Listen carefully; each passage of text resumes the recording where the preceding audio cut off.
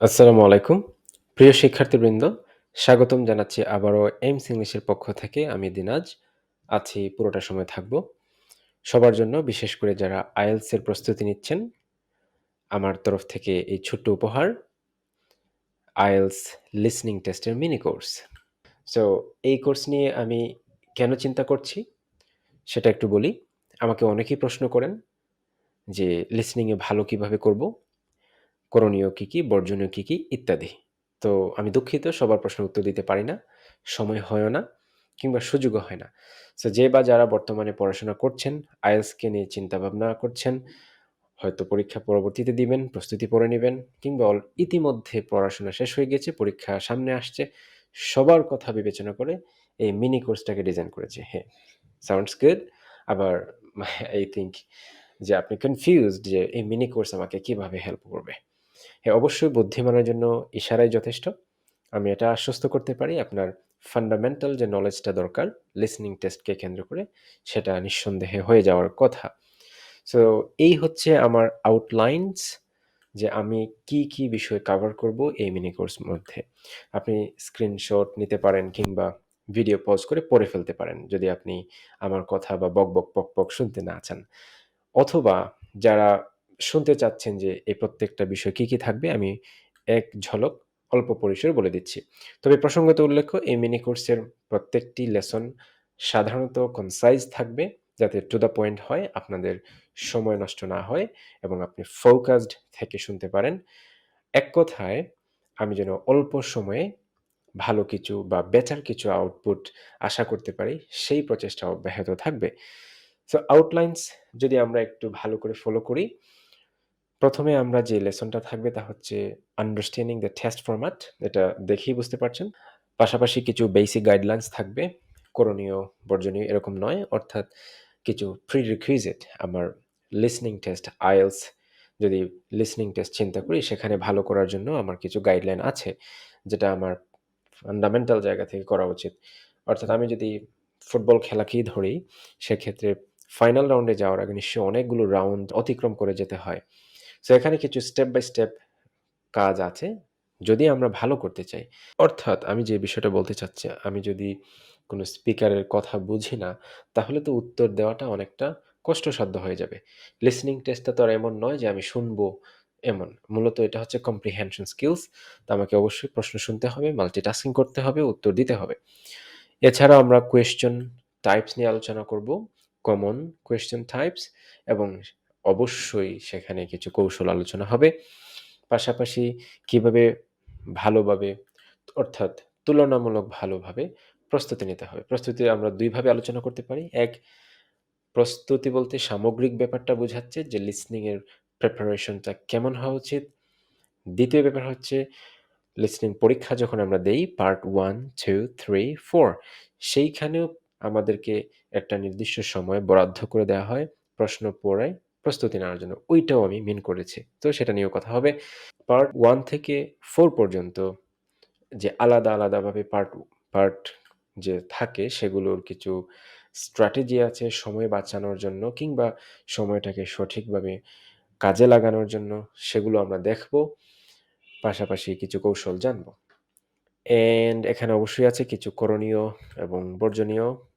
আমরা এটাও চেষ্টা করব যে আমরা অনেক সময় বুঝি, তারপরেও সিলি কিছু মিস্টেকস থাকে, যা আমরা অনেক সময় দেখা যায় ওভারলুক করে ফেলি, খেয়াল করি না। তো কথার কথা আমরা স্যাক্রিফাইস করি না। একটা আনসার আমার হতেই হবে, আমি কেন হলো না সেটা, অর্থাৎ স্যাক্রিফাইস করতে হবে। যেটা চলে গেছে সেটা তো আর ধরা সম্ভব না। এই যে কিছু করণীয় আছে, কিছু বর্জনীয় আছে, আমরা জানার চেষ্টা করব। এছাড়াও আমরা দেখার চেষ্টা করব ফার্দার স্টাডি, অর্থাৎ আমার কোর স্কিলস ডেভেলপ করার জন্য আমার আসলে পরবর্তী স্টেপ কি হতে পারে। কথার কথা, আপনার বর্তমান লেভেল হচ্ছে 5, কিভাবে 5.5 এ নেওয়া যায়, তারপরে 6 1 বাই 1।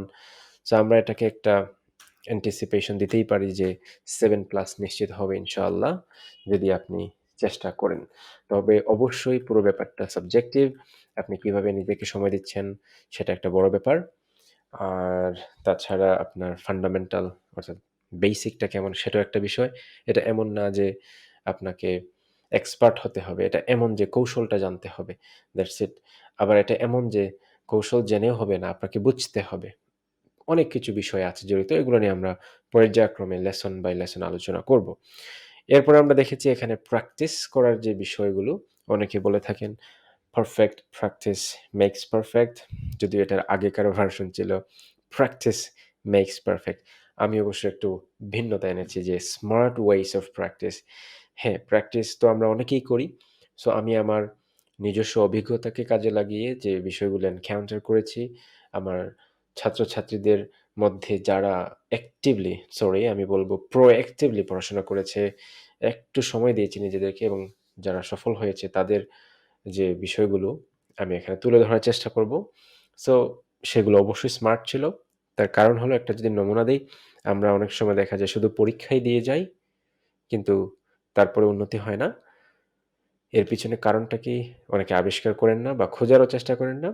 অনেকের মতেই যে কোয়ান্টিটিতে বিশ্বাসী, আবার কেউ বলেন কোয়ালিটিতে বিশ্বাসী। আমি অবশ্যই দ্বিতীয়টার পক্ষে আছি। Quality matters. পাশাপাশি কমন এবং প্রধান কিছু প্রবলেমস এবং সম্ভাব্য সলিউশনস থাকবে এই লেসনে। বিশেষ করে আমি যে বিষয়গুলো ফেস করেছি, আমার ছাত্রছাত্রীরা প্রায় যেগুলো ফেস করে থাকে, এগুলো কমন গ্রাউন্ড থেকে। আপনি যদি কোনো সমস্যার মোকাবেলা করে থাকেন, তাহলে অবশ্যই আমাকে জানাতে পারেন কমেন্ট বক্সের মাধ্যমে। এছাড়া সর্বশেষ যে লেসন, তা হচ্ছে FAQ সেশন, অর্থাৎ frequently asked questions.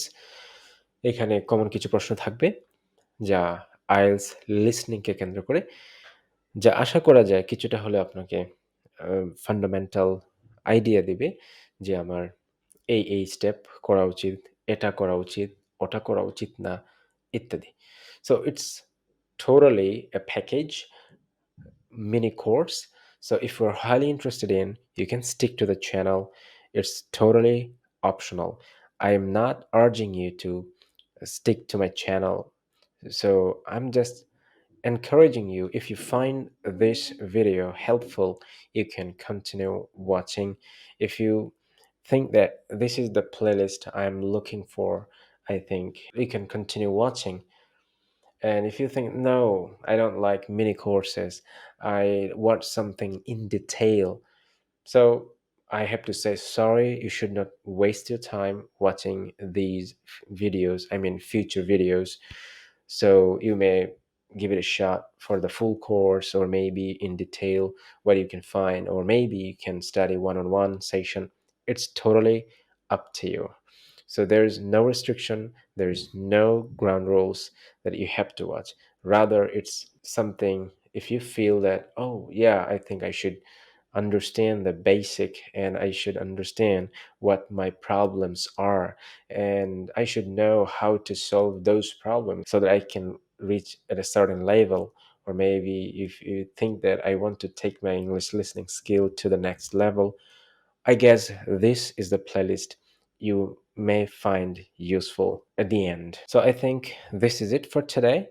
I wish you all the best and hope to see you in the next class. Of course, the very first class of the mini course. Thank you so much for being with me. See you soon.